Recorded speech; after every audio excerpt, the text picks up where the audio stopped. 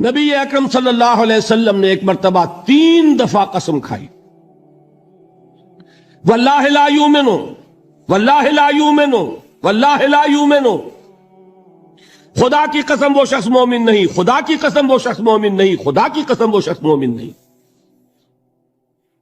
واقعہ یہ ہے کہ ہم تصور نہیں کر سکتے کہ صحابہ کیسے لرز گئے ہوں گے، کانپ اٹھے ہوں گے، کون وہ بدبخت ہے، کون وہ شقی ہے جس کے بارے میں اللہ کے رسول 3 دفعہ قسم کھا کر فرما رہے ہیں کہ وہ صاحب ایمان نہیں۔ قیل من یا رسول اللہ، کسی نے ڈرتے ڈرتے پوچھا ہوگا اے اللہ کے رسول کس کے بارے میں ارشاد فرما رہے ہیں؟ اب جواب سنیے، الذی لا یامن جارہ بوائقہ، وہ شخص کے جس کی ایذا رسانی کی وجہ سے، جس کی بدخلقی کی وجہ سے اس کا پڑوسی امن میں نہیں ہے۔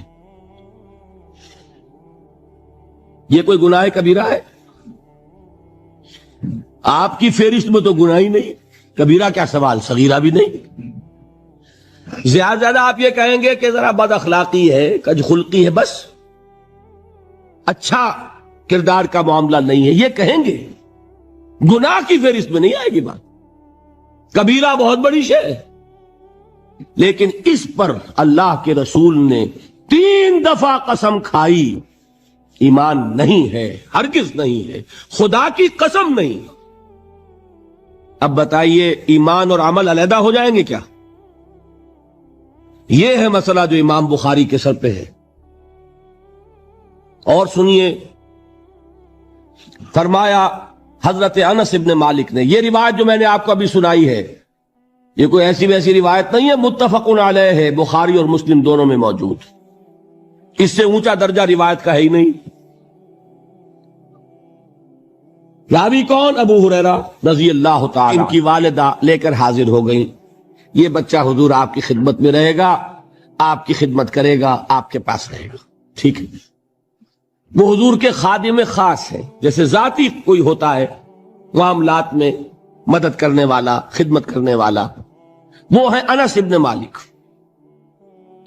کیونکہ ان کا تعارف ہو گیا ہے رضی اللہ تعالیٰ عنہ، تو ایک بات پہلے اور سنا دوں، جو بچہ اپنے اس بچپن سے لے کر 9 برس کی عمر تھی جب آئے حضور کے پاس، انتقال کے وقت عمر کتنی ہوگی؟ 19 برس، 10 برس حضور کی خدمت میں رہے۔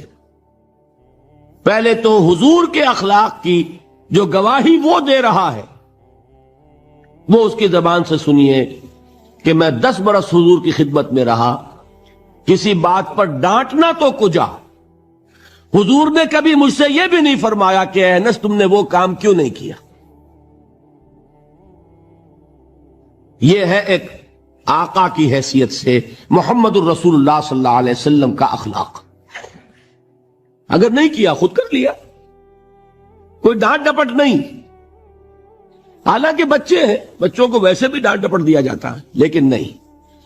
اب ان صحابی کی ایک گواہی سنیے، قلما خطبنا رسول اللہ صلی اللہ علیہ وسلم الا قال،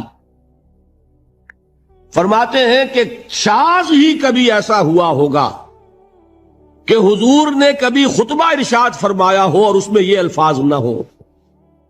الفاظ سمجھ رہے؟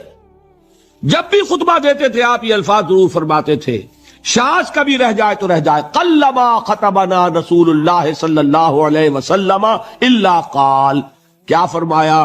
لا ایمان لمن لا امانت لہ ولا دین لمن لا عہد لہ، جس شخص میں امانت داری نہیں اس کا کوئی ایمان نہیں، جس میں ایفاء عہد نہیں اس کا کوئی دین نہیں۔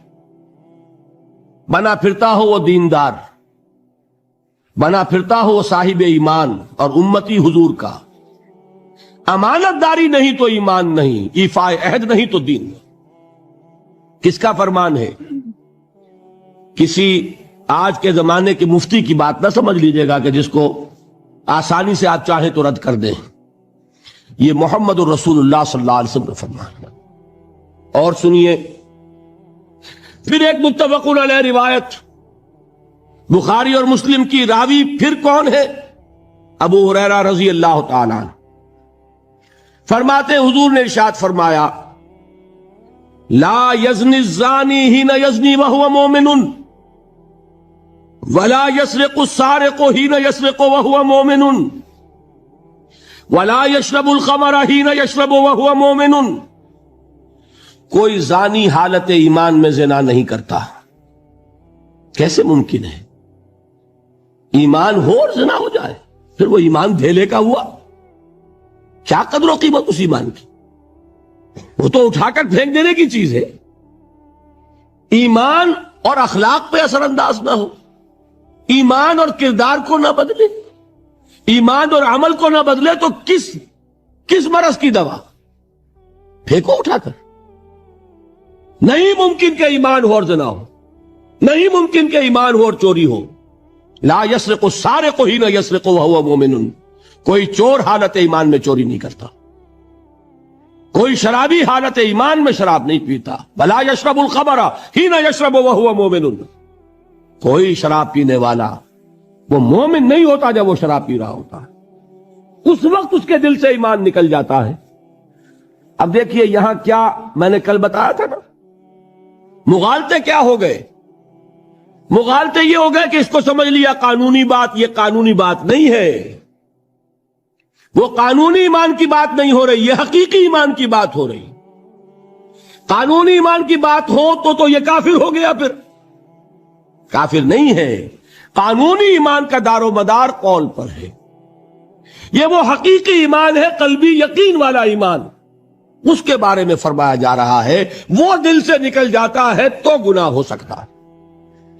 ایک اور حدیث میں حضور نے اس کو اور واضح کر دیا. جب کوئی شخص